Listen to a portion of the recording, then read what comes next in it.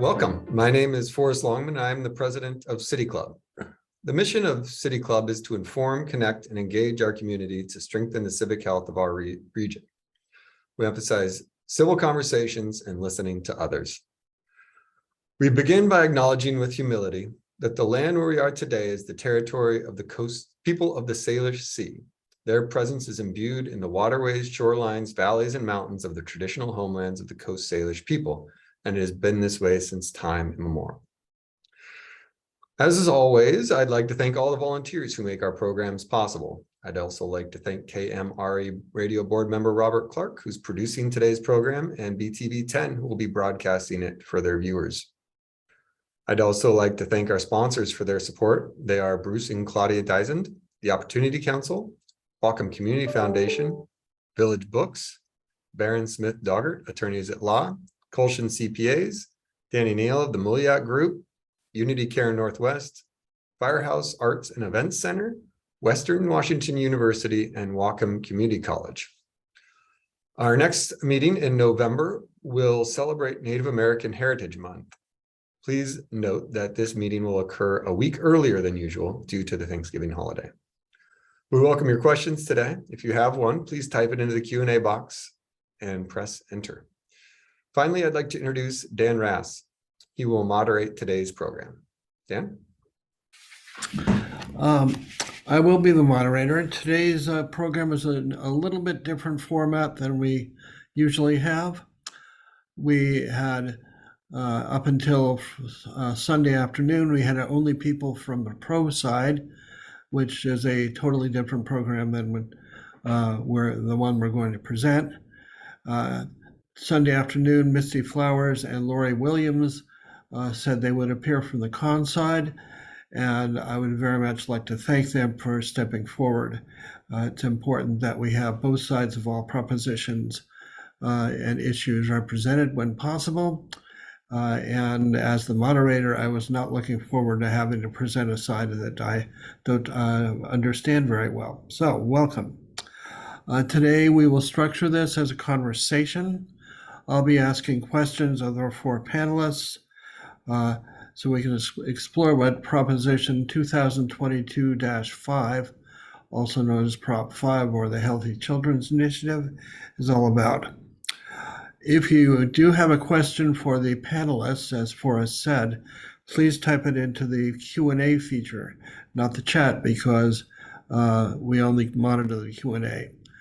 I'll be asking questions for about 45 or 50 minutes, and then I will be pleased to turn things over to Christine Perkins, who's also a member of the City Club Program Committee, and she will be dealing with questions that we get from the audience.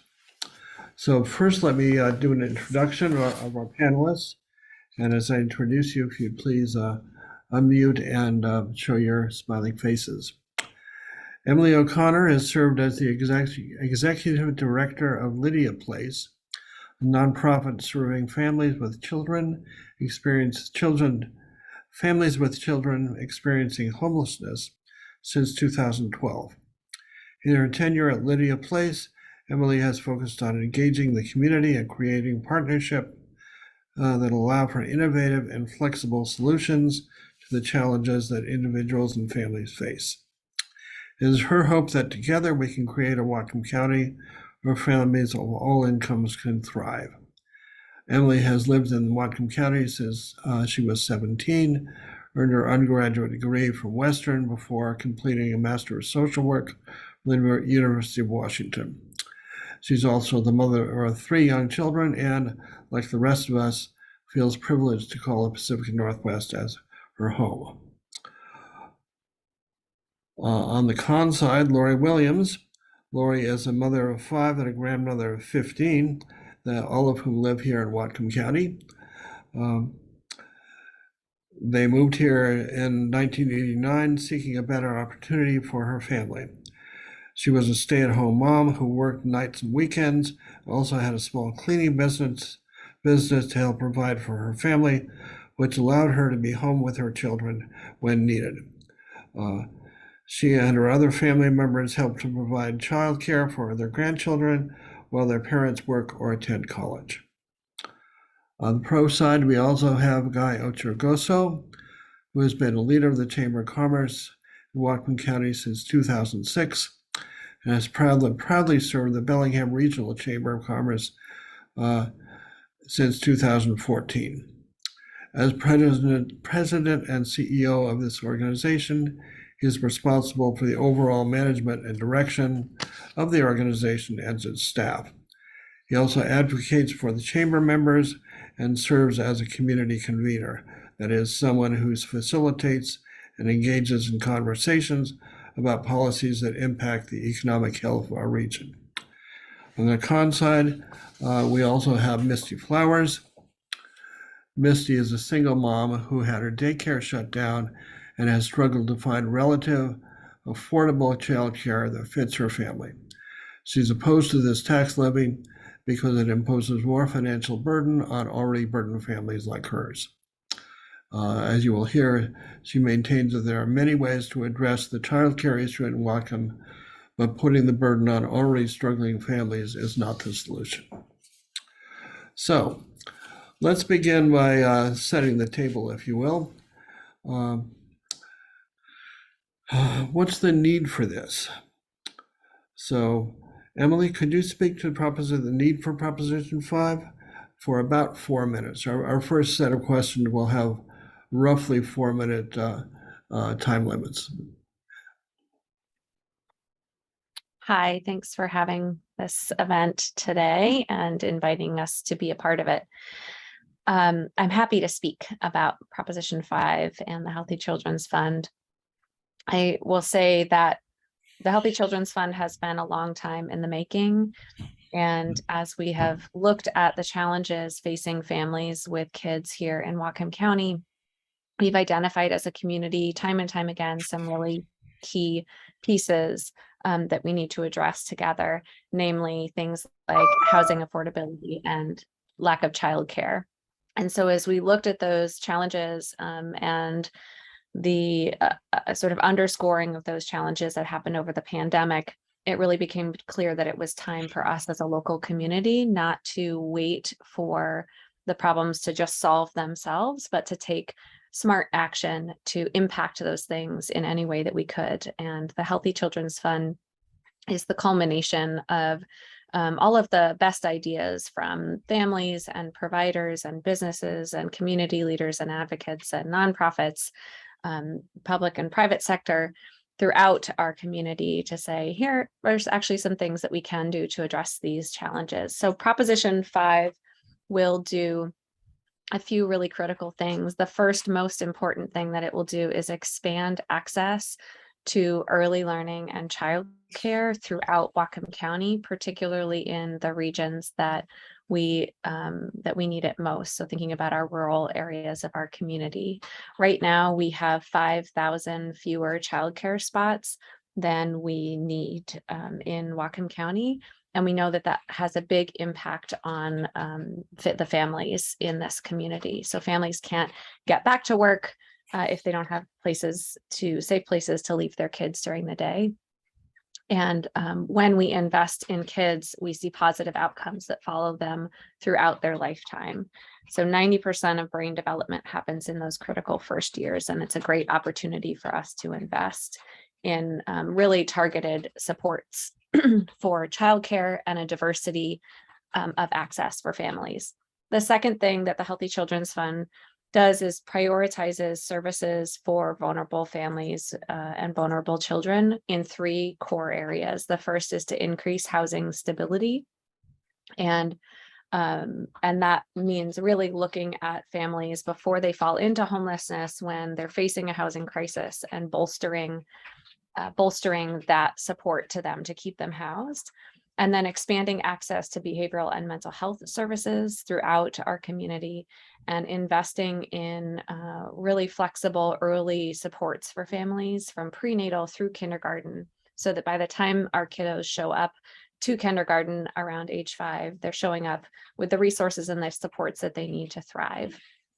Right now, we see less than 50% of our kiddos show up to kindergarten fully ready to learn and engage in that environment. And we see the consequences of having a community with a shortage of resources throughout Whatcom County. So Proposition 5 is really targeted on all of those areas. It is a dedicated, flexible local funding source with real strict accountability measures built in so that we can see the needs addressed in a really dedicated way. Thank you. Misty, are you in agreement that there's this kind of need and that programs need to be established? Again, about 4 minutes, please. Yes, I do see that there is a huge need in Whatcom County. From the last 2 years of the lockdowns and the government policies that surrounded that, we saw a lot of small childcare centers close. They were definitely imposed, there were restrictions imposed on them that were far more reaching than bigger childcare centers. And they were also left to foot the burden financially for the amount of months that they were forced to be shut down. My own family had to experience that, where we had finally found a childcare center that worked for our family. And because of the continued restrictions, they could not financially keep floating their business until they were allowed to reopen, and they had to close. I have been involved in local government for the last 2 years. I have not seen the health department or the local government come to the aid of these small businesses that absolutely were impacted. And my concern with Prop 5 is that if it's supposed to be addressing housing issues and childcare, it's going to be increasing homelessness by putting burden on people that are already financially struggling to pay for childcare for others when they can't even afford childcare for themselves. It also is the fact that there is supposed to be some oversight on the funding and the way it's spent. I and many other people have concerns with that, because as we saw with the Opportunity Council's Project 22 North, they were supposed to be oversight on how the funding was spent and on the project itself. And it took somebody being murdered there for there to be any sort of accountability whatsoever. So we have major concerns about Prop 5 and how it's going to play out in real access to real childcare for real families that are already financially struggling, that will then be forced to pay for this. Okay, thank you. Guy, why is the business community interested in this problem? Do you perceive the same need? And how does the lack of childcare impact the business community, and how would Prop 5 remedy that problem? That was a bunch of questions all at one time. Yeah. So I will do my best to answer all of them in about 4 minutes. First and foremost, you get more chances. Perfect. First and foremost, I want to thank you and the committee for setting the table for this. I also want to thank Misty and Lori for coming to the table, because just as one of the tenets of City Club, we need good discourse. We need factually based discourse in the community. And so I appreciate everyone engaging in the process, because this process is what makes our community and nation so special.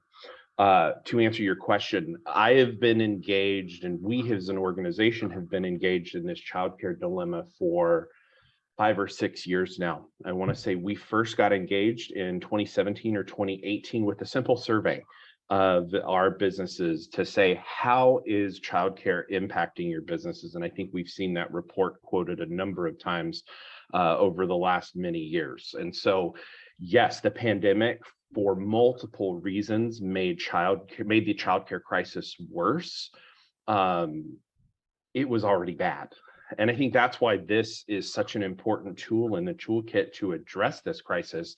Is, yes, it is a crisis nationwide, but the crisis locally is so deep and so wide that we have got to do something. And so when you look at the impacts to the business community, I look at 2 direct impacts. One focused very much in the now, and that now is to getting parents back to work. When we're seeing job wanted signs everywhere, it's it's a really good tool to get the business community moving again. And then additional benefit that Emily so articulately poised is the benefit of creating healthy humans down the road, some of whom we hope will be great employees one day. And so that's, for me, the value to the business community of an investment in childcare. This specific initiative is really speaking to the desperate need in our community, because we're so much worse off than other places. Did I answered it? Close enough. Okay. Yeah, well, we'll come back to others. Sounds good. So, Lori, you get a chance. Do you think that there is a need for increased support, governmental support for childcare in Whatcom County? And if so, why? If not, why? Again, 4 minutes or so, please. Well, I think there's always a need for childcare. I'm not denying that. And to have a place to be able to feel comfortable in taking your child to, I think that that's very important in our communities. Unfortunately, I do agree with Misty about the fact that, you know, there was some imposement upon individual childcare places that have been shut down for whatever reason, government imposement, and wanting to add more to the table of a small business. So yes, I think we could use more childcare. In the same breath, you know, I still have a lot of questions about the whole process of this. When we talk about children, healthy children, obviously we all want healthy children. We want thriving children. We want children to prosper and grow up and, you know, be a part of society. I think we all want that.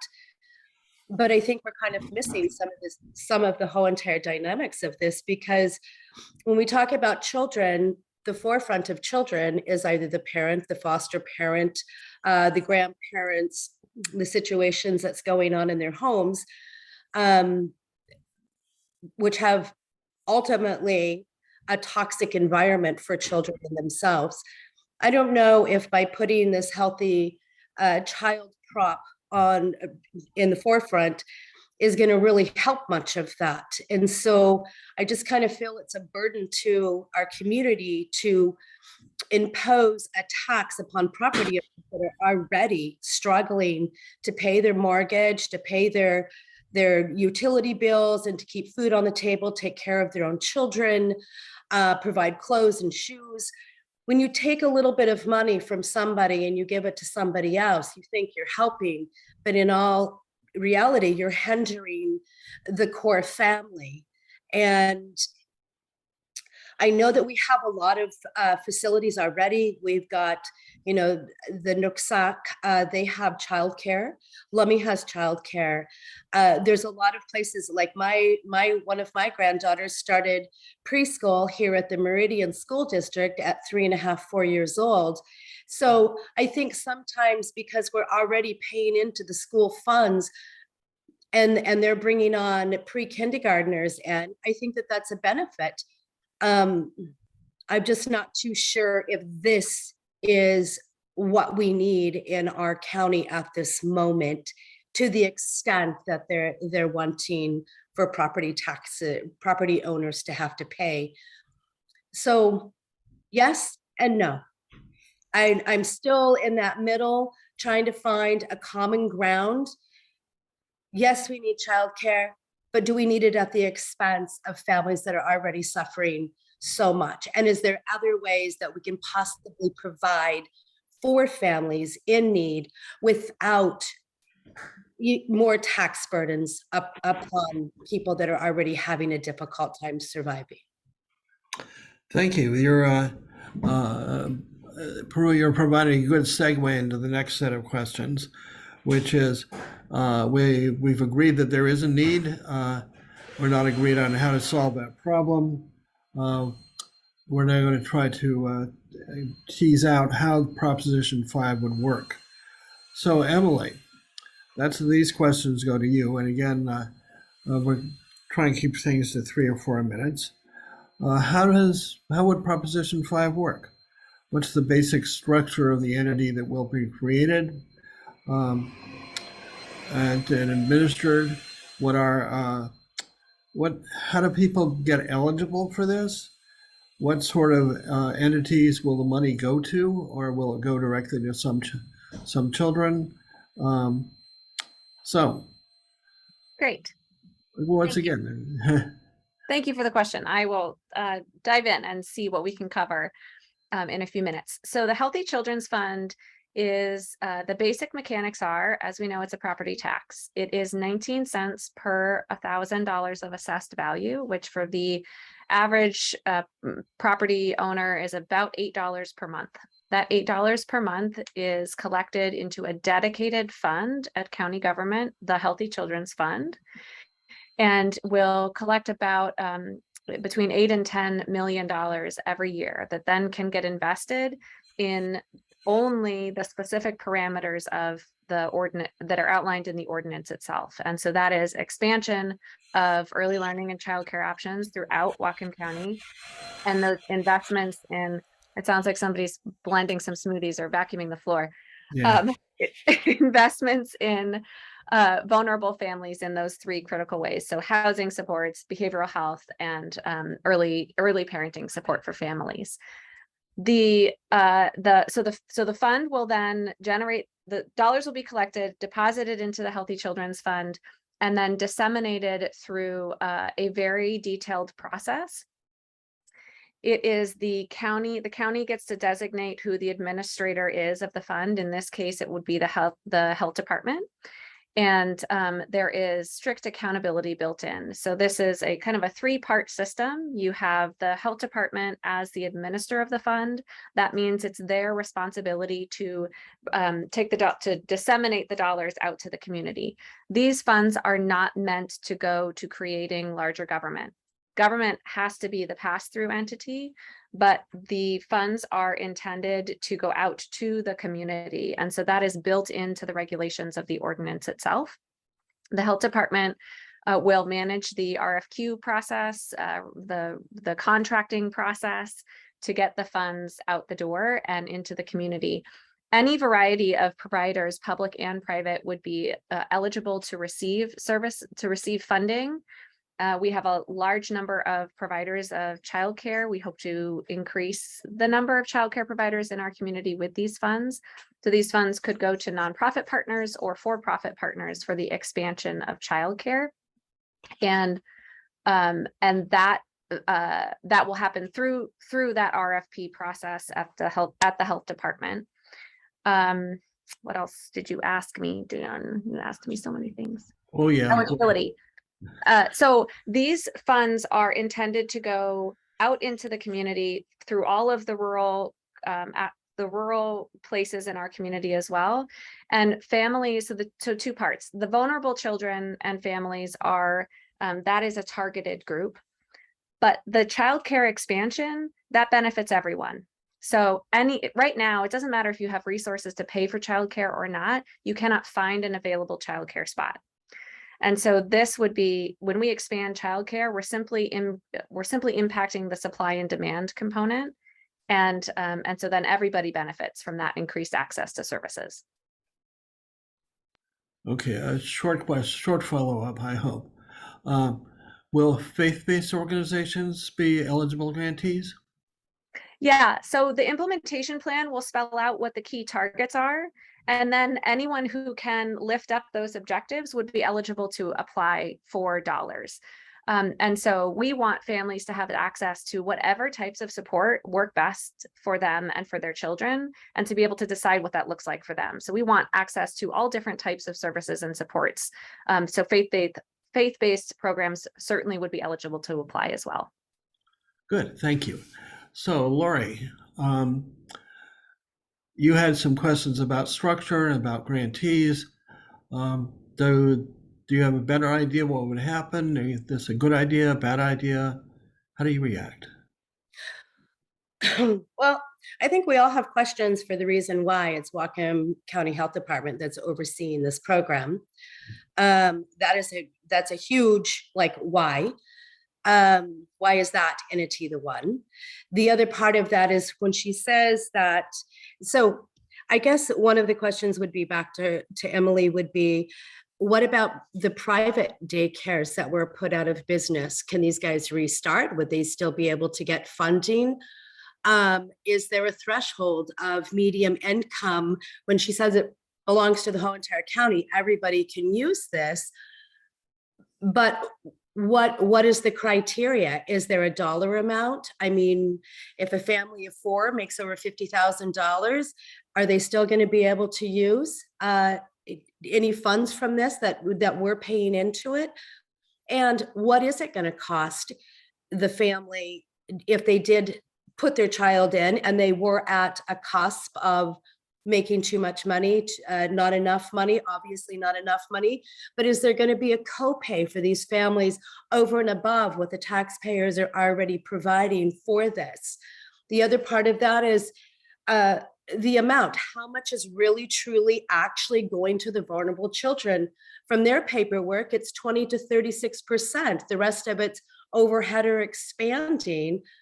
So when we're talking about vulnerable children, don't you think it should be flipped? 68 to vulnerable children and things like that, and only 20 to 36% that's going to the overhead?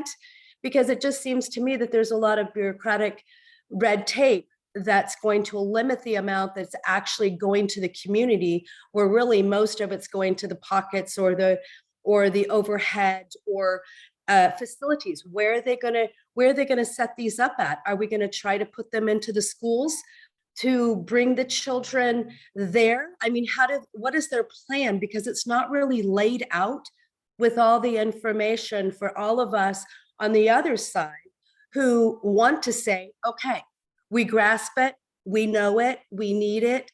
So how are we going to get past this? Because there's just not enough information for any of us who read through all of their agendas and council meetings that really says what is really going to happen.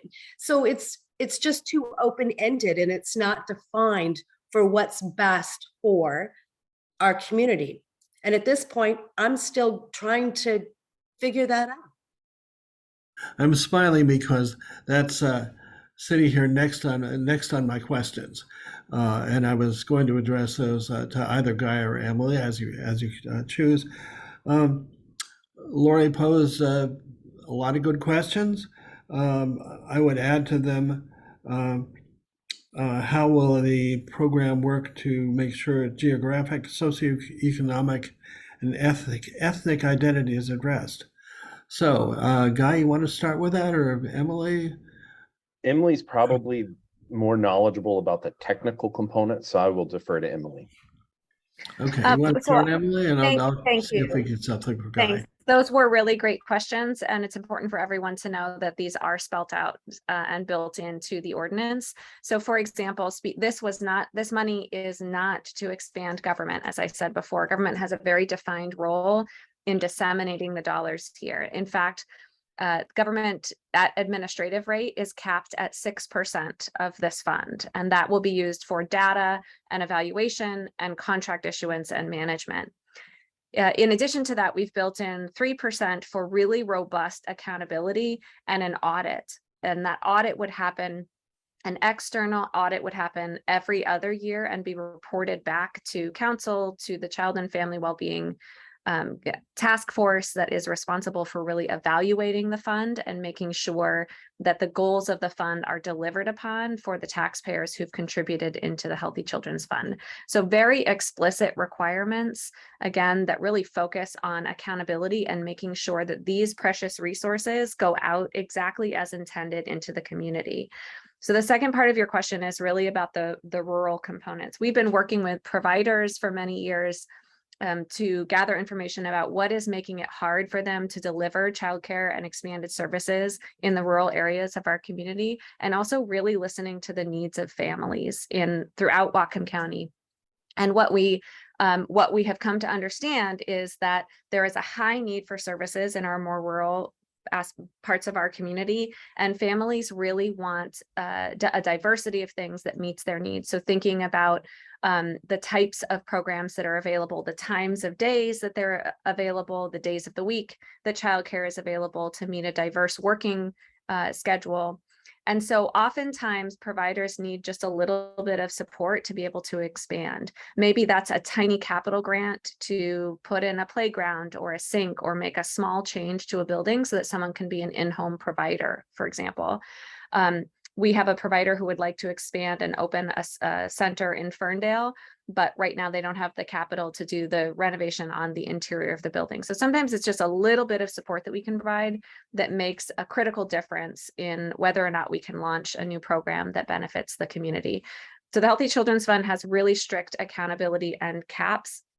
We modeled the 6% cap for administration after the Bellingham Home Fund, which is a really low rate for government, but it's important to us as the drafters of the legislation that the lion's share of these resources come in and go right back out to the communities that it's meant to serve, and that we get a report card every single year on how are we doing, how are we doing, how are the fund administrators doing in delivering on the promises to the community. Guy, do you have anything you want to add to that in a minute or two? One of the notions that I've heard, and it's certainly an interesting component, like as a Chamber of Commerce, being a proponent of a property tax is a really interesting position to be in. There's enough fiscal conservativeness in me to really be a fan of, I would say, not only the use and the intention of this fund, but to Emily's point, the technical components, to saying we are going to limit bureaucratic government, like whatever term you want to use, to a 6% portion of the funds, and then an additional 3% of a report card. I love data. I think we as a community and systems should lean into data. And so we are, for sub 10% of total dollars raised, we're administering the fund and we're paying for that report card. And I think that's a really important component. I mean, I could see a value in creating this as a great funding tool in general and applying this to other things throughout the community. And maybe one of the, and again, it's a different conversation for another time, is the tax burden on businesses and families and community members. We can change other tax structures. I love this because it is a dedicated fund, minimal government oversight. And I think that's a really important piece that was built into this. Okay, I'm going to put that aside for a response because it's coming later in the agenda. But Misty, everybody can hear me now, right? Yeah. Misty, and with respect to how the structure is there and who's going to be served, do you have a response to that? Does that answer some questions, or does it raise more questions? It definitely raises more questions. Yeah, in particular, let me ask. Earlier, you said some children would be hurt if this program is enacted and put into place. I'd like you to expand on that as well as ask what questions you have. Sure. Proposition 5 rests heavily on healthy children as the basis for this. And me as a parent, I would agree that we all want healthy children. The problem with imposing a tax on the public is it's ignoring the fact that children are being raised by parents that are financially struggling. And so when you're forcing them to pay more on their property taxes when they're already financially struggling, it puts a burden on those families to maintain a home for their children. And many people are already struggling to do so. I'm one of many people that have been working with the auditor's office to get my property taxes paid this year because my financial stability was absolutely gutted the last 2 years. And then I lost childcare on top of it. I do not see that imposing a tax on already struggling families is going to help children. It is also going to displace a lot more children because, as we have seen, when people feel that the government is imposing more and more taxes without accountability and without seeing the benefits of it, they move out of state.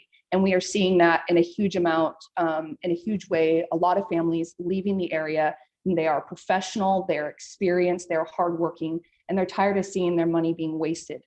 I also have questions about the funding as far as, you did cover a little bit around that percentage, but there's still a huge question as far as where is the other 64% of this funding going if it's not going directly to healthy children.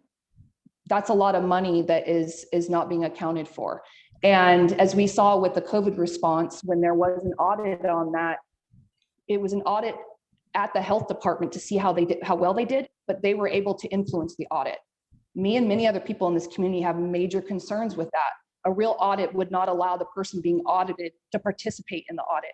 And that's another reason we have questions about why the health department would be in charge of this fund. I hope I answered your questions. Yeah, absolutely. And of course, raised a few more. Let me move on to follow-on questions here. So Emily, can you talk to a little bit more about some of the questions that Missy and Lori have raised about who's going to get this money and how it's going to be distributed? But my question is as well, is the Healthy Children's Fund intended to address youth behavioral and mental health issues?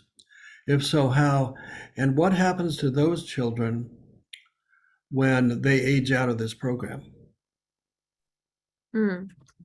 A good question. And there is no program to age out of. So there's no specific program with age requirements committed to the fund. That level of specificity is not a part of this. So we're really looking at meeting the needs of families and meeting the needs of children and ensuring that we have dedicated local flexible dollars that can continue to do that over time.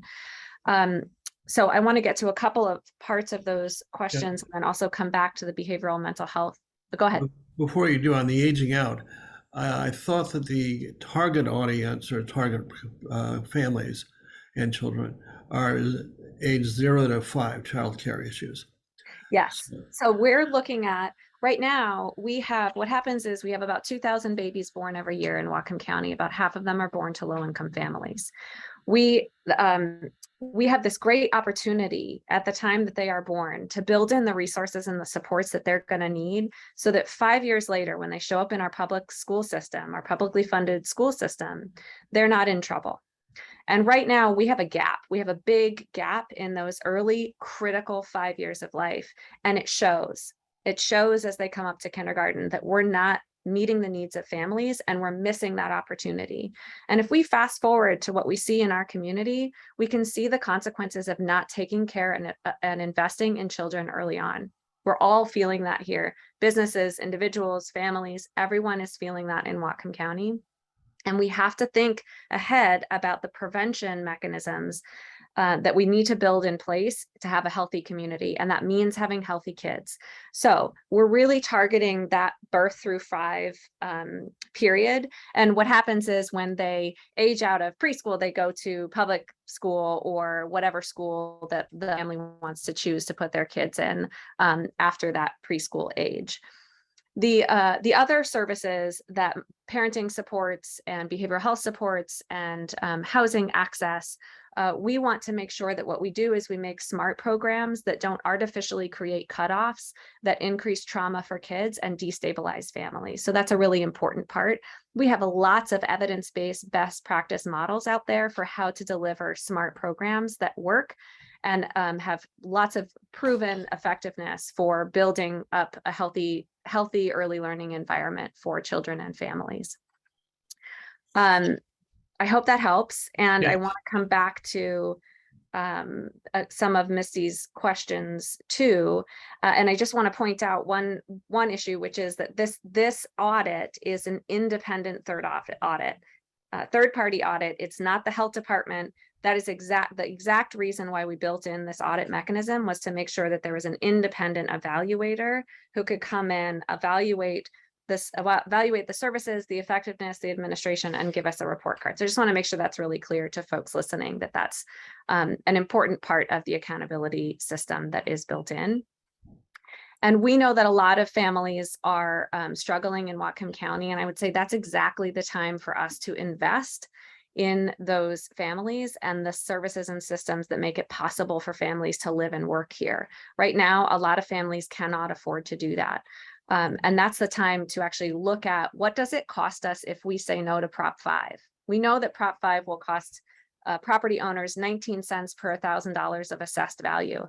But what it will cost us if we say no to Prop 5 is significantly more than that. And we see those consequences of unfunded services and support in our community. And that's really important, I think, for voters to understand too, is that you're choosing between two things. It's yes to this fixed amount or no to this fixed amount. And the consequence is all of these other things that we see in whether it's criminal justice or reduced educational outcomes or losing folks from the workforce, all of those things that make it really hard for Whatcom County to be a place that is sustainable and thriving.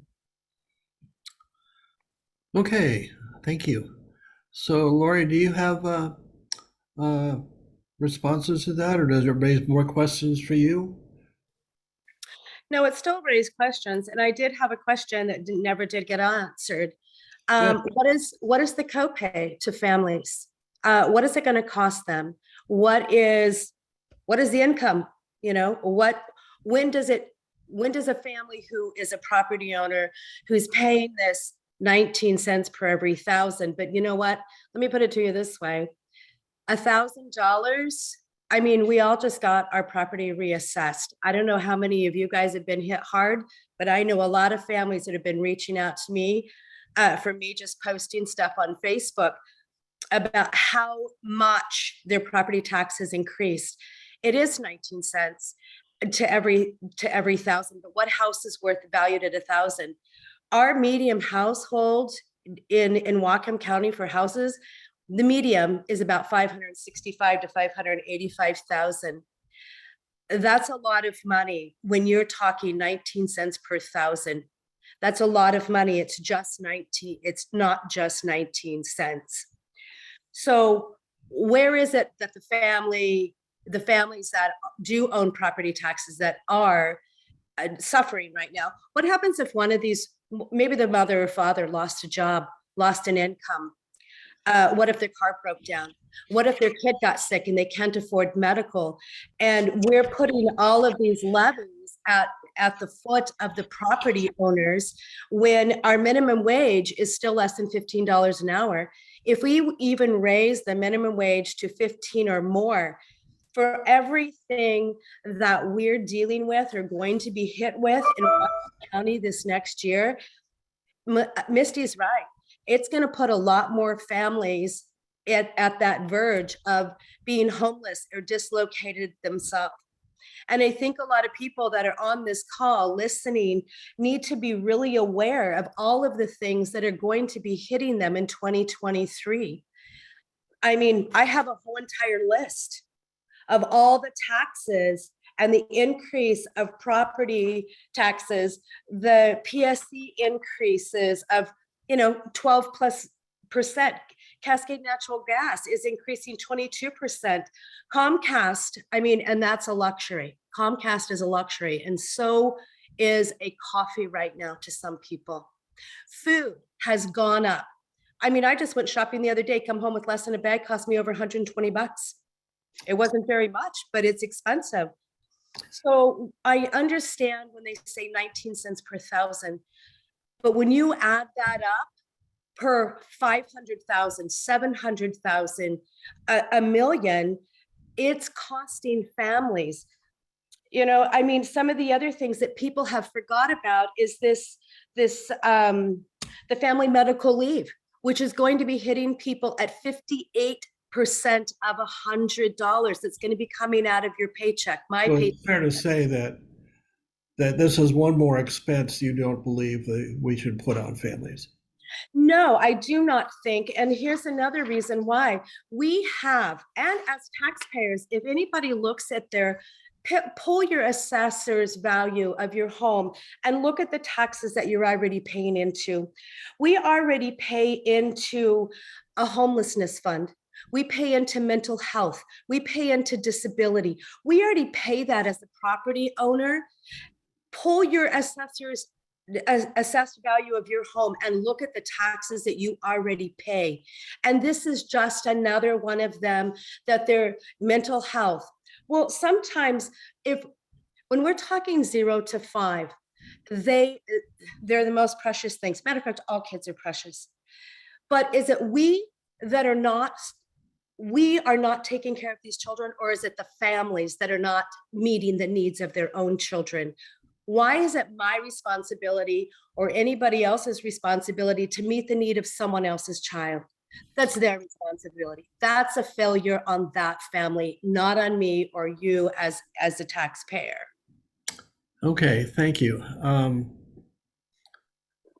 You're doing a great job of anticipating the questions I have.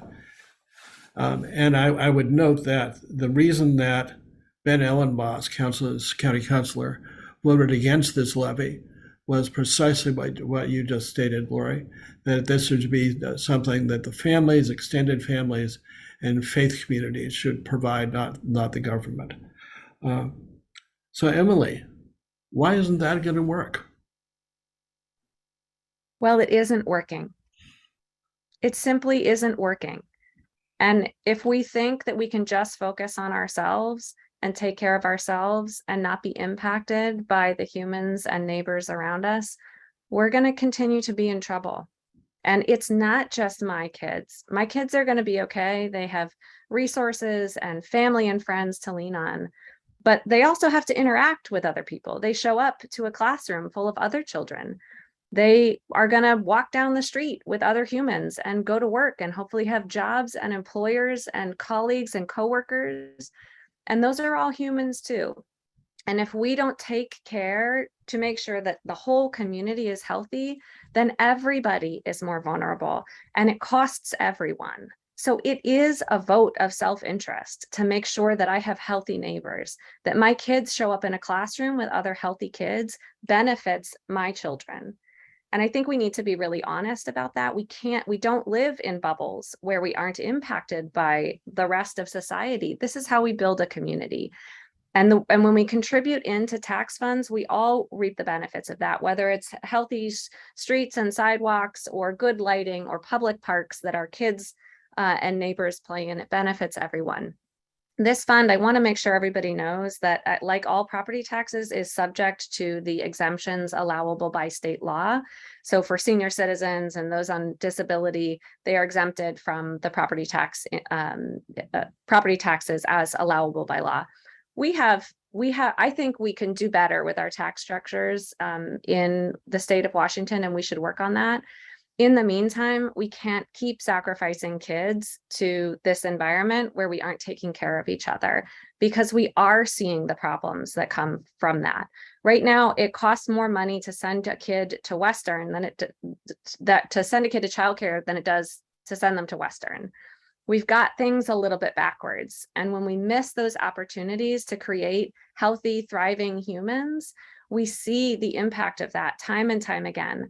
The return on investment, if you contribute, and it's an average of $8 per month. That's the information from the assessor's office for the average assessed home value. It's $8 per month. So as our taxes increase, we see that increase go up a little bit for the Healthy Children's Fund, but it might go up from $8 a month to $10 a month for an average assessed home value. But that turns into $8 to $10 million per year. And that's a pretty great return on investment when that goes back into a healthy community that we all benefit from. Okay, before we turn to the questions from our audience, and let me remind everybody that if you have questions for our panelists, please put them in the Q&A, and we will get to as many as we can. Let me ask a final question for this part. So, Guy,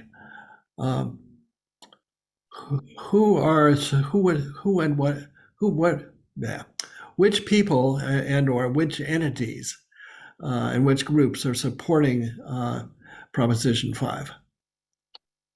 Well, I can't speak to everyone. I think it's a fairly updated list available on the website, yeswhatcomkids.com. I can speak that our board of directors voted to endorse it. I don't have that readily available. Maybe Emily's got a quick list, but yeah, it's been supported from a bipartisan perspective. A number of agencies, organizations, and businesses have supported and endorsed this. So Emily, what were you talking? Did you get a chance to look it up? It's a very long list. I don't know how much time we have to read, but a wide range of elected officials from across the political spectrum, superintendents of school districts, well over 100 doctors and nurses, a long list of wonderful private businesses in our community, from organizations like the Chamber of Commerce to IMCO or RAM Construction. It's been endorsed by members of law enforcement and leadership in law enforcement, county council folks and city council folks, childcare providers, smaller local businesses like Superfeet, and then organizations and nonprofits, Lydia Place, Whatcom Kids, the Y, Boys and Girls Club, Peace Health. Anyway, I'm missing all sorts of people who I admire and respect in all of that, but it's a long list and they're all on the website, and we're grateful for that. One of the things that was really important to us in this was that this is like, taking care of our kids is not a partisan issue. This is about smart policy, and it's about investing in the healthy fabric of our community. And so this was a process of all ideas are welcome. And how do we not send each other to our corners, but instead come together and say, what's the best possible way to do this so that we can be proud of what's happening in our community? And so that is why we are really proud to see all of this bipartisan support behind this effort. And the website is yesforwhatcomkids.org. Yes, whatcomkids.org. That's Whatcom .com. Sorry, I'm used to .orgs in the nonprofit, but it's .com. Misty and Lori, who besides you folks is opposed to this initiative? Well, from my standpoint, there's a good portion of people that I've come across, met, spoke to, handed out flyers to, again, Facebook, social media, sending it out and getting responses back from a lot of people. And so there's a lot that still have, and again, Emily still has not answered the question of co-pays to families and what is the threshold that people will not be allowed to use these services. She still hasn't answered that question. Happy to, sorry. I'm happy to do that after you're done.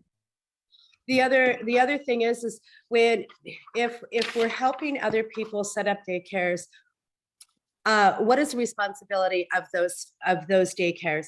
Is there going to be an outline that they have to follow?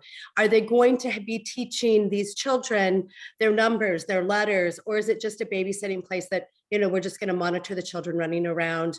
Okay, those are two good questions. Those are two good questions that I'll give Emily a little chance to talk about. But Misty, do you have a list of folks or organizations that are opposed to this?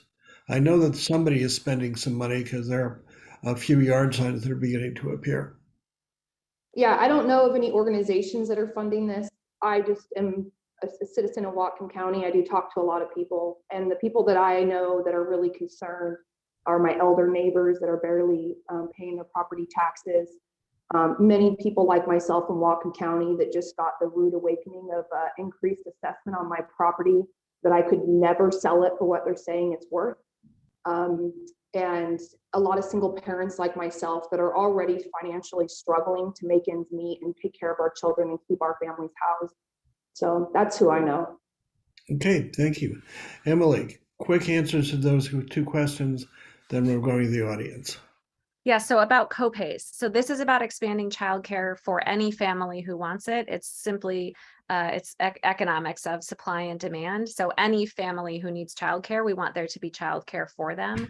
So it's not a copay to access childcare. It's childcare as it exists today, except without 5,000 being 5,000 slots short, so that you can actually go and buy childcare, pay for childcare, whatever type of childcare you want for your children. We want there to be that childcare available to them. Okay. And this is not about regulating curriculum. This is about making enriching, healthy, diverse childcare options that meet the needs of families in Whatcom County, in every corner of Whatcom County. And regardless of income, that families have access to childcare. So, Okay, let me turn it over to Christine to deal with the questions for our audience now. Okay, thank you. They're starting to come in, and I would just ask people as they're entering in questions, make sure they're in the form of a question. Some of them are some comments, and so it's a little harder to parse out what it is that you're interested in asking. So I'll start with one for Lori. There's just a question about if you are here kind of representing a particular organization or if you're here as a regular citizen. no, I'm not. I have no affiliation with any organization. I am just, like I said, a mother, a grandmother. I have families that lives here. I have concern for our community. I'm scared for the people that are living in our community that could be forced out of their homes, that could have trouble putting food on their table, not being able to meet the threshold to receive EBT benefits. So again, to Emily, so this is a free program across the board, regardless of income, so that families can utilize this service regardless of that. Or is there a copay to these families? At what threshold is it going to cost them? An hourly basis, a monthly basis, a weekly basis? These people need to understand, if they say yes to this initiative, and they're property owners and they just got assessed $350,000 more on their property, which is a ton of money for families to have to pay. And then they won't be able to utilize this service, or they'll have to pay for it. So if it's not free, what is it going to cost them? Okay, since this is one of the questions that's come up in the Q&A, I'll turn it to Emily. Is there a out-of-pocket cost for people to kind of utilize the program or utilize these funds? Yeah. So the way childcare works is you identify a provider that you think is aligned with what you want for your kiddo, and hopefully they have a spot for you, and then they have a fee for whatever that is, depending on what the program is. Some families are interested in like a 3 hour a day sort of preschool enrichment type of activity. We want that to be available if that's what families are interested in. And it's a wide range of costs that are available throughout the community. So those costs are the tuition is determined by the provider, and the family chooses from the providers that are available what best meets their need. So it's choice of the family in terms of the learning environment and the provider, and then the individual match between what is the cost of the program and what program does a family want to choose. So that's how that works. There are subsidized programs that help families cover the cost of childcare. We have families right now who have vouchers that will pay for childcare, but there is no spot available for them to utilize the voucher. So this is about increasing access for families who already have a voucher, meaning it would already be covered and paid for, or families. I have a 4-year-old. She's in preschool at a lovely local spot, and I'm lucky to have that spot. So whether it's the family that's covering that or a subsidized voucher that a family is participating in, it's just about increasing access to a diversity of early learning and childcare opportunities, and the providers set those rates and the families choose what environment they want to put their kid in. I hope that's clear. I know it can be complicated if you don't have kids in childcare to understand how that works, but it's a simple exchange of you're buying something. So if I was going to send my kiddo to basketball camp, for example, for a week in the summer, I would find a camp, it would cost X number of dollars, and I would decide as a family to either engage in that service or not engage in that service. Okay, thank you. I have a question, and I think it's for all of the panelists, so I'll just pass it on down the line. Let's start with Guy. Do you or any of the organizations of which you are a part receive government funding already in any way, shape, or form? So I will speak for the chamber. The chamber receives 95+% of our funding and revenue through private, primarily memberships and other participation revenue from members such as sponsorships, ticket sales, stuff like that. We do have a very small grant that accounts for about 3% of our total budget, and it is through the Whatcom County Hotel Motel Tax, LTAC, if you will, which is basically providing visitor services, and this is a specialized fund. Interestingly enough, very similar to what is being proposed here, where it is a assessment on overnight room stays at lodging facilities that can get into a special fund that has a private public review committee that determines who receives those grants through an application process. And that accounts for about 3 to 5% of our annual budget. Okay. How about Misty? Are you part of any organizations that receive government funding already in any way, shape, or form? I'm not. I think I heard you say no. Emily, how about you?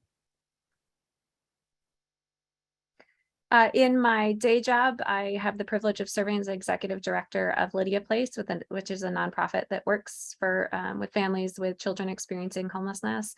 And like most nonprofits, we're fortunate enough to have support from a variety of government sources in order to lift those programs off the ground. I'm not here representing Lydia Place today, so I just want to make sure that that is clear. And Lydia Place is a crisis response organization. So families are already homeless when they come to us at Lydia Place. These dollars are really dedicated to prevention. So just to make that clear, in case anybody's wondering about the connections, this legislation was drafted by community members who really want to see things better and different for families with kids here in Whatcom County, not written by nonprofit or some provider who is interested in channeling resources in their direction. Got it. And Lori, how about you? Do you or any of the organizations of which you're a part receive government funding already in any way, shape, or form? No, I don't have any affiliation with anybody, but I do have a question. How much of the money did you guys get from the $39 billion childcare bailout that Biden gave away in 2021? They also have several other fundings. And just recently, when I pulled the Chuckanet, they had over $200,000 that had been donated from several different entities. And I'm just kind of curious of why the one in New York City or DC is supporting this initiative as well. So Lori, I'm not quite sure who the you is that you're talking about. I'm sorry, the funding that they've received for the Prop 5. Because they seem to have a lot of there's a lot of money that's being poured into this, not just Chuckanet Manor. There's a place in DC that has put in over $50,000+. So, I mean, they are getting a lot of funding, and to support this initiative, again, I can understand to an extent why, but it just seems like there's a lot of unanswered questions still for me and a lot of the other people that I've spoken to. Okay, so I think I can sum that up in who are the financial supporters of the Prop 5 initiative? If Guy or Emily can speak to that. Yeah, so Washington State has really strict campaign rules about public disclosure and transparency. So that is all on public record, the whole list of all of the amazing donors from the local community, businesses and individuals and community leaders and nonprofits who have supported the Healthy Children's Fund campaign. And I don't have that list in front of me, but it's all available for public disclosure. And anyway, I don't know, actually, I would love to know who is, we've seen some no signs around town, but without any corresponding public disclosure about who's funding those signs. So I don't know if there's another group or entity that's funding that work, but we're curious about that too. Answer that? Sure. Yeah, Lori, if you could speak about funding for the Vote No campaign. Out of our own pockets. We're buying the signs, we're printing them off at home, we're putting them out there. Nobody's funding us. We're doing it ourselves.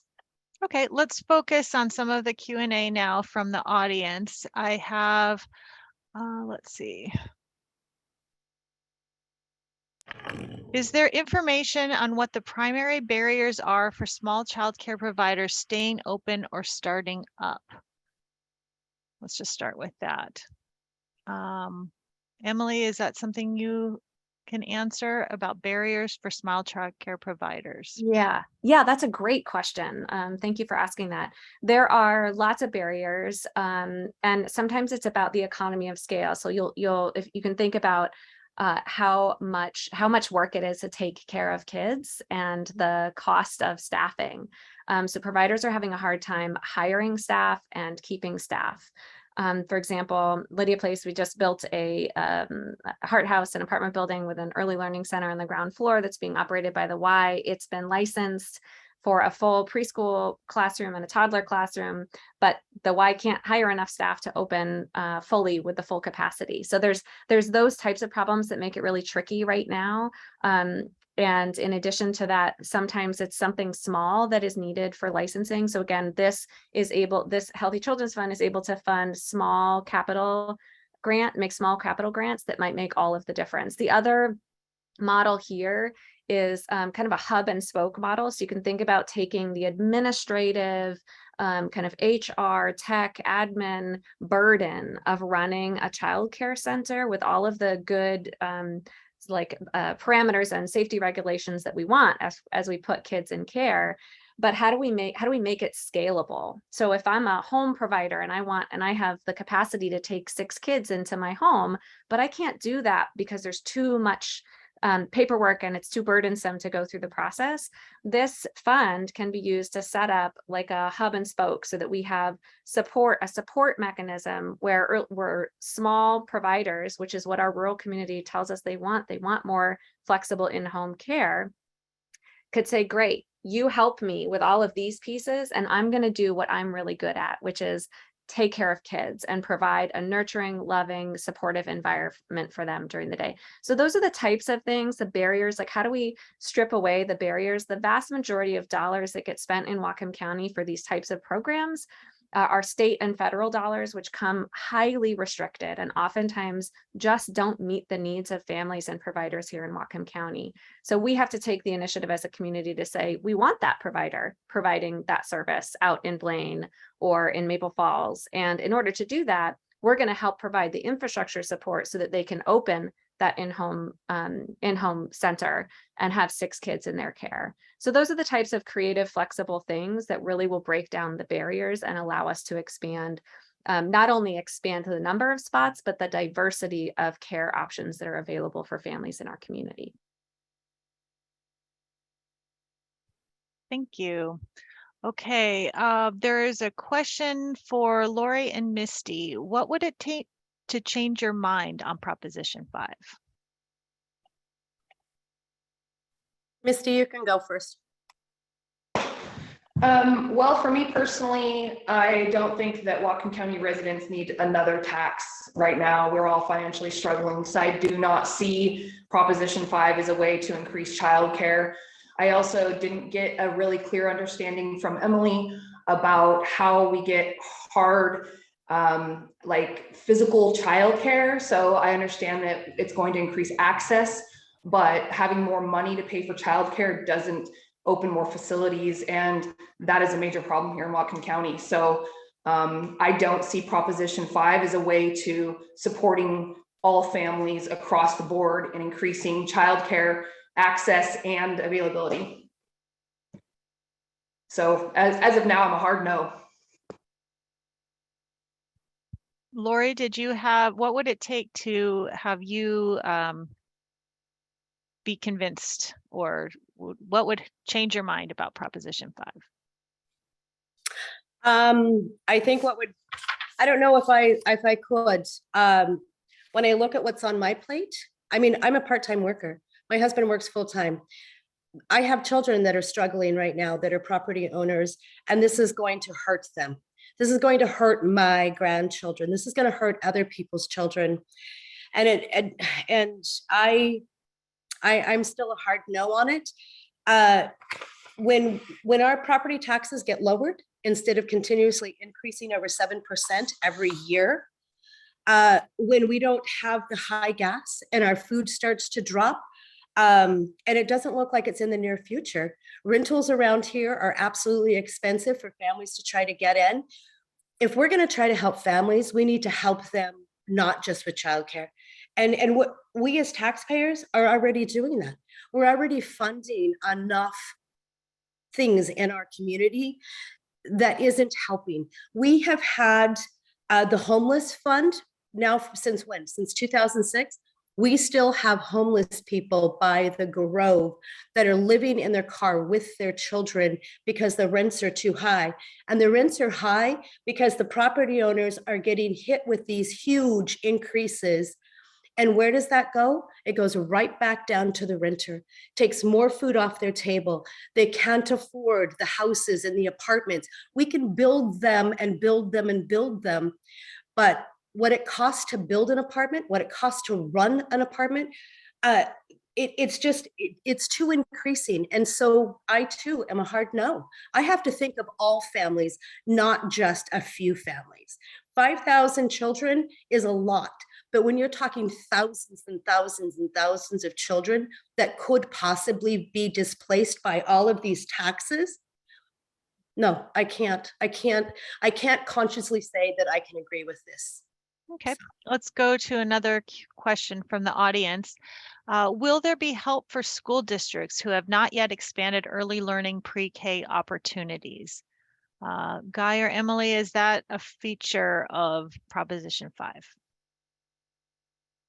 So this is not, this money is not intended to go to school districts to expand what's already covered within our school systems, but we really are looking at expansion of childcare.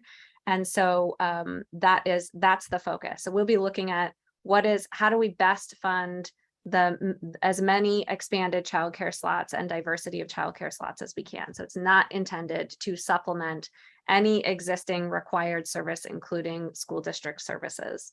Okay. Let's see, this says, what is the consideration given to make sure that there is a trained and competent workforce? Is there workforce development as part of this? Yeah, that's a great question. We've actually got, and this is not my area of expertise, but we've got a couple of groups within the community that are really excited to dig into this issue in particular and have some great ideas about how to do that, how to expand training opportunities, and look at really creative retention programs to keep folks, to attract folks into this field and then be able to keep them here. Right now, childcare workers make an average, I think it's like less than $30,000 per year. So that's a real problem.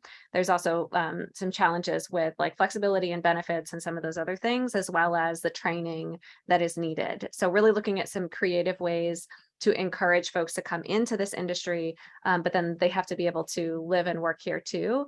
And so really looking at what is it that keeps folks out. And oftentimes it's the low wages and the lack of benefits that come with these low paying jobs. Okay.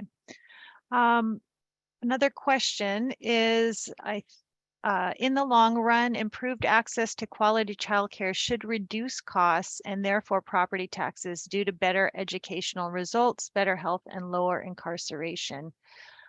Is there any idea of the savings, if the savings from this would exceed the cost of Proposition 5? Yes, yes. It's a huge return on investment. So for every dollar that we spend investing in early education, in parenting programs, in home visiting programs, and nursing programs, we see $7 to $13 return on investment, depending on the types of programs. This is the best way to save taxpayer dollars over the long haul, is to invest in healthy children. It is so much more expensive to pay for emergency shelter or incarceration than it is to pay for childcare expansion and basic supports around housing stability and behavioral and mental health support. It just, I don't know how to underscore that more, but this is the smart economic choice, and we keep failing to make it. It's also really nice when we take care of kids and act with compassion and be courageous and creative to figure out how to make that healthy community. But it is for sure the smart investment. We're seeing businesses, the chamber did a study, I forget, Guy, was like 88% of businesses reported that they're losing business because they can't get workers because there's no childcare. Oh, look, Guy's here to answer that question. So yes, I think that we're pinging on some older data and not so much the viability of the data, but just the data that lives in my brain anymore. What I do know post-pandemic, or as kind of we're making our way out of the pandemic, we know 1 million people died. We know 1.5 million parents, and this is nationwide, have left the workforce due to childcare concerns. And this is one of the reasons the chamber is engaged in this. Like, we have got to fix this to bring back a workforce. One of the other components, and again, just to kind of, I always find analysis and comparison really fascinating. We know that about 800,000 men since the pandemic have entered the opioid crisis. And if you look at drug use, if you look at sometimes homelessness, you can look at adverse childhood experiences. And the more support that we can give in that birth to 5 age range goes back to Emily's point that we will see reduction in things that are honestly a lot more expensive. One of the, and I can't remember who made the comment, but with regards to minimum wage is going up $1.25 in January. And so assuming this is a full-time employee, I think that's what, $2,600. And again, apples and oranges type of comparison, but again, just putting information out there that the minimum wage is going up, whatever that means in everybody's household and family, that means something different. So Okay. I'm seeing several questions here about the challenging regulations that make it very expensive to operate a daycare. I think that's something Misty mentioned earlier, that childcare facilities were really struggling with some of those regulations. Is there a way, is there a reason why the group is not focusing on modifying those regulations before going to the step of trying to get this tax levy put in motion? I mean, I would ping on Emily as well on this one, but I do think it's important that we get to, this is such a crisis that we get to do all the things at one time. Even if we're just saying it is a state law issue, then why is it so much worse here? So we have the opportunity to fix the deeper wound, the deeper hole for Whatcom County. And yes, and I'm a yes and person. So yes, we do need to address and look at and review some of the rules.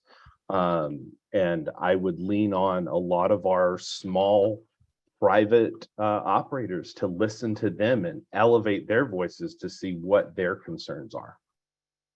Yeah, that's a really great question, and a couple of things. So one, we all want safe environments for our kids. And that means there needs to be rules and regulations. They're there for a reason. If you listen to Heather Powell talk about from the Boys and Girls Club, talk about those regulations, staffing is the biggest cost. And she often says, like, the regulation is 1 staff member for 4 infants. I have 2 arms, right? So how do you just do the basic math? We don't need less of those types of regulations. Those are there for a reason. They're there for safety, but there's a lot that we can do to support expansion by helping cover some of the costs. And again, whether those are like facility, infrastructure components, and we want to learn from, like, where are regulations a problem? And we have a advocacy group ready to take this learning from Whatcom County and send it up to Washington State to really advocate for changes where they make sense, because we should constantly be learning and adapting our legislation to make sure it works to the best interest of the people that it's serving. Okay. Another question has to do with a line item in the Whatcom County budget. They indicate there's a $29.8 million budget for child and family well-being. Is this something that could be modified and prioritized to help those in need with childcare, or what efforts have been made to kind of redistribute that funding for this purpose? Another great question. I love these good, smart questions. Yes, that sounds like a really big number, but what you have to understand is that the vast majority of that comes with a lot of restrictions. So the vast majority of that comes from state and federal government. It includes things like Section 8 vouchers, which we don't have any control over. So they might be coming here, but we can't. And this happens sometimes in the housing system, by the way, where we have a voucher. We've got the rent would be paid for if we could only find a unit, for example. So sometimes there's a mismatch between the resource that's available and the need on the ground. And that large line item that you're referencing includes all sorts of things that are highly restricted. And the bottom line is it doesn't meet the needs of families and children here in Whatcom County, such that we have a 5,000 slot shortage for childcare. And we have 180 families on the waiting list for housing who are experiencing homelessness. All of these things are indicators of where the resources are either too few or sometimes too restricted to meet the individualized needs of families with children here in our community.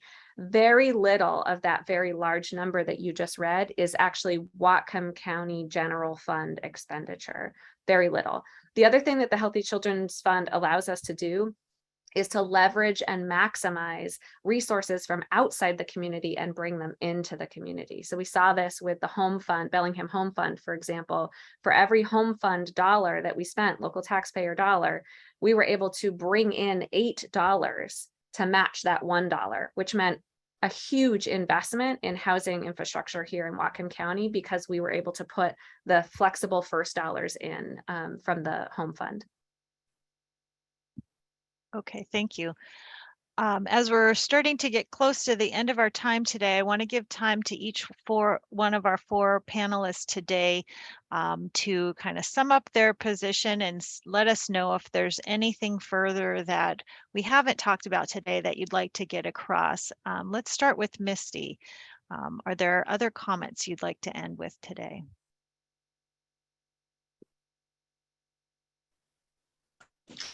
I just would first like to thank you all for your time today and for being able to participate in this conversation.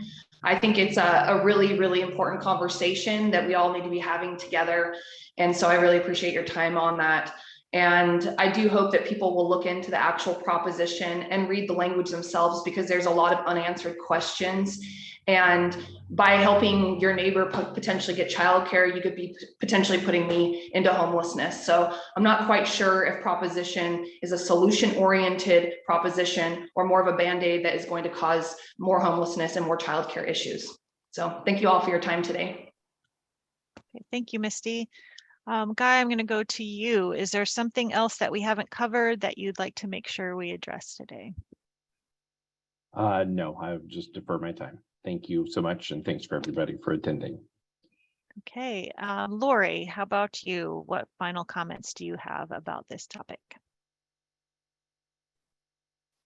I agree with Misty again. I think that there's still a lot of information in here that hasn't answered, I think, a lot of our questions. I think we all have major concern. I mean, what is the cost of the audit to be ran every other year? What is the cost of their overhead? They still haven't stated where they're going to help small businesses try to continue to grow and bring on children. But there's still no answer to how they're going to do this. How much of this is going to go to training and bringing people in? Where they're going to facilitate this at? I don't know. Too many questions and not enough answers. And even the information there's just still not enough. And I don't think this should be something that should have been put on our ballot.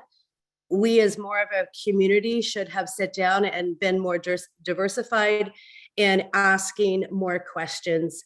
They've been working on this since 2019, 2020, right during the pandemic, when a lot of people were forced off their jobs, forced out of their income.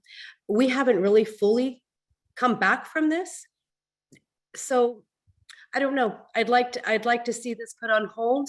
And what happens in 3 years if this is failing and we're still paying property tax increasing for the next 7 years after that?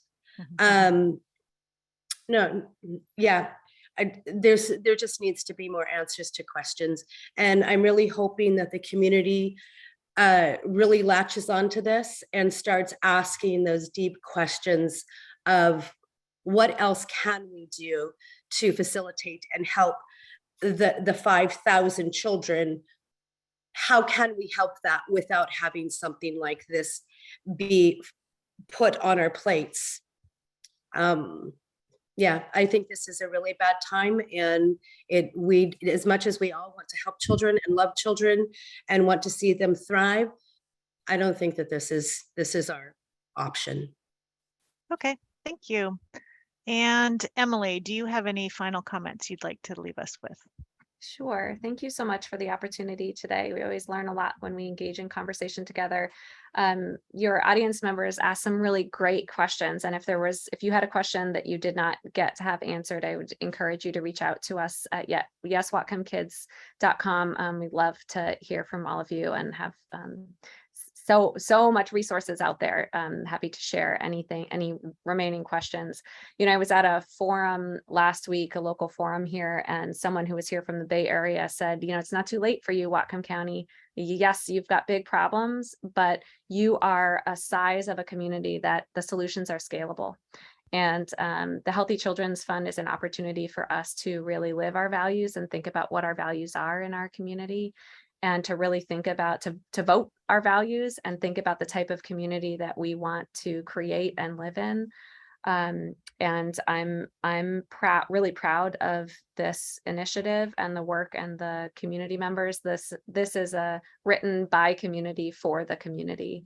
And so we're really proud of the dedicated, targeted focus of the Healthy Children's Fund and the real strict accountability measures that are built in to make sure that these precious local flexible resources get spent to benefit the families who really need access to these services.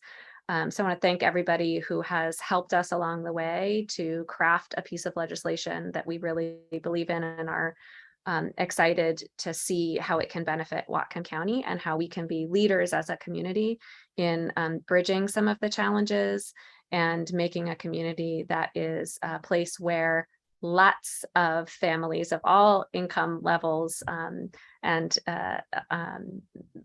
really thrive and live and be proud of the community that they call home. So thank you for the opportunity. Happy to engage and keep answering questions for folks.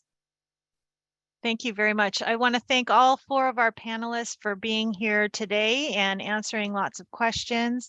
I want to remind everyone that this has been recorded and will be up hopefully in the next week on the City Club website and eventually broadcast on BTV 10. That's the end of our program today. Again, thank you all for being here. Thank you for having us. And thank you to Dan for being our moderator today. Thank you.